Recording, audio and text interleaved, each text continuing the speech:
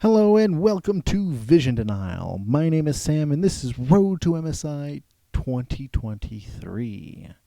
For those who are new here, I've watched every single playoff of every region, asterisk, not Winter Valley C for reasons I mentioned previously. Now this is a series called Meet the Teams, and in today's video, or particularly in this video, we're talking about T1, the GOAT, the most successful organization of all time within League of Legends. What do we have to talk about them? The third team that qualified to MSI. Well, we got quite a bit, actually, for those who don't pay attention to the LCK. But first, I'm going to talk about a lot of relative stats to each team. I will have linked in the description a document in which I have every stat that I've collected for all of the teams, just to look over to see where I get my point of reference from. Without further ado, let's take a look and meet T1. Let's meet the coach and stylings of T1. Starting with Bengi, the head coach, the most famous one of them all, having made his debut as a jungler in Season 3 with T1, briefly heading to Vici Gaming for a portion of Season 7 before becoming a coach with T1 in Seasons 12, and is one of the two only players to win the World Championship 3 times. While with Tom, right underneath him, started as a coach for Genji in Season 10's, Paris Saint-Germain in Season 12, and then T1 in Season 13, being part of the coaching staff. Now, T1, compared to all the other teams, if we're looking at this, are 7th in game generation, 5th in gold per minute, 2nd in gold difference at 15, but 8th at win rate ahead at 15, and that's notable. 1st in first turrets, 6th in damage per minute, 3rd in first bloods, 11th in kill per game, 6th in death per game, 3rd in plates per game, 3rd in drakes per game, 7th in heralds per game, and 2nd in baron per game. A couple of things really point out here. The fact that they're 8th in win rate ahead of 15 is a large sticking factor with this team. They look incredible in the early game especially, but yeah, we'll talk about that. Let's meet the top laner for T1, Zeus, making his debut in Season 11 with T1 and has been with them since. Not changed teams. Amongst other top laners, he is 9th in KDA, 1st in CS per minute, 2nd in gold per minute, 6th in damage per minute, 10th in kill participation, but 6th in kill share, 4th in gold share, and 1st in champion pool. There's a lot of confidence placed in Zeus and his ability to outperform his opponent, and quite honestly, he might outperform the majority of the top laners here, so long as he doesn't become super overzealous, which is a bit of an overshadow, or foreshadowing, honestly, the situation, because he sometimes gets a little too ahead of himself. Let's meet the jungler of T1, Owner, making his debut also in Season 11 with Zeus with T1 and has been here since. Amongst other junglers, he ranks 8th in KDA, 10th in CS per minute, 6th in gold per minute, 10th in damage per minute, 9th in kill participation, 5th in kill share, and 5th in gold share, and tied in 4th for champion pool.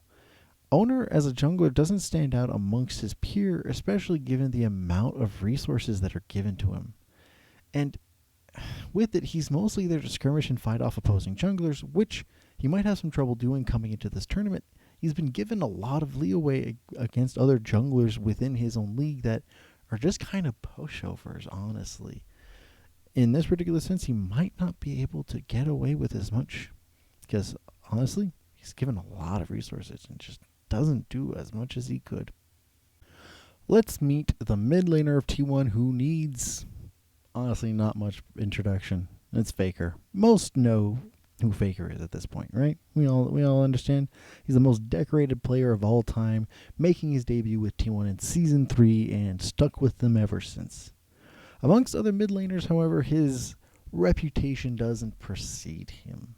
10th in KDA, 10th in CS per minute, 11th in gold per minute, 7th in damage per minute, 12th in kill participation, 10th in kill share, last in goal share, and tied third for his champion pool. Honestly, the damage and the champion pool in and of itself is something to note. He's one of those players that no matter how bad his stats may look, we assume he always comes through. And yes, he keeps up for sure, but he mostly excels in his wide champion pool and his continuous angles that he looks for to get his team ahead. And honestly, it is the biggest reason why his stats look so low, is that he's making very risky plays, that he's just looking to get his team going. Let's meet the bot laner for T1, Gumayusi. He started out as a substitute in Season 9 and slowly getting more and more time with the main roster, and has been part of the main roster since midway Season 11. Amongst other bot laners, he's 8th in KDA, 4th in CS per minute, 3rd in gold per minute, 10th in damage per minute, 10th in kill participation, 9th in kill share, 7th in gold share, and ties 2nd in champion pool.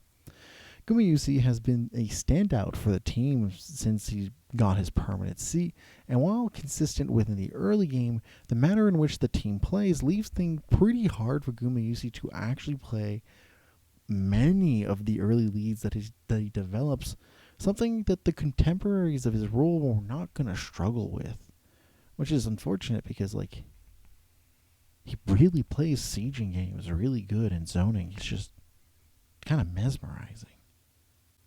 Let's meet the support player for T1, Keria. Keria made his debut with DRX in Season 10 before joining T1 in Season 11. And amongst other supports, I'm pretty sure this is the best support, hands down. 3rd in KDA, 5th in kill participation, 1st in kill share, 1st in gold share, 1st in champion pool. He does a lot. He's got a lot of gold on him. He's also with his team 4th in vision control and 6th in vision denial, above average across the board, approximately. Keria is hands down one of the wildest, most flexible, aggressive, and strongest team fighting supports with a solid track record for vision play. Out of all the players, his stats stand out because of how much gold he'll get and how many kills also compared to his counterparts. Now, whether or not that will continue to make a huge difference is yet to be seen. Sometimes the plans and strategies that work in one region just don't work in international tournaments, right? But Keria has been a solid go-to for a bit. My final thoughts. T1 was the determined favorites for the LCK title, and even as the second seed, I don't think we could really count them as favorites for the tournament anymore. That said, much of their lackluster stats can be attributed to two things, right? First, their stellar early gameplay, something they outshine everybody else in any aspect. If they manage a big enough lead, they will close it out in an incredibly clean fashion. And that said, the second thing is that they often take drafts that are hard to execute even with a significant lead, and will create risky plays just to move the game forward. And that's what I think sets them back, unfortunately. They were favorites to win the LCK title, but as they lose that favoritism going into this tournament, will they keep making risks, or will they finally settle to playing consistent drafts? Well, those are my thoughts at least. You let me know in the comments down below what you think.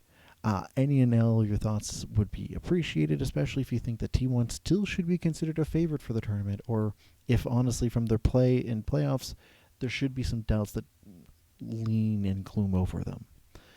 I would love to hear those down below. Thank you again for watching. Again, stats for everything will be in the description down below. And with that, I will see you next time at MSI.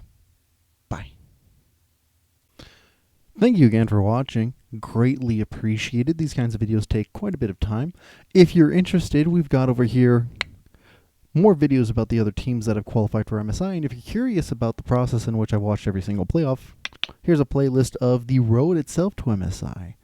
If you have any particular thoughts, comments, or predictions, I'd love to hear those things down below. And if you care to, right below over here, this little button, you can click on it and subscribe. Thank you.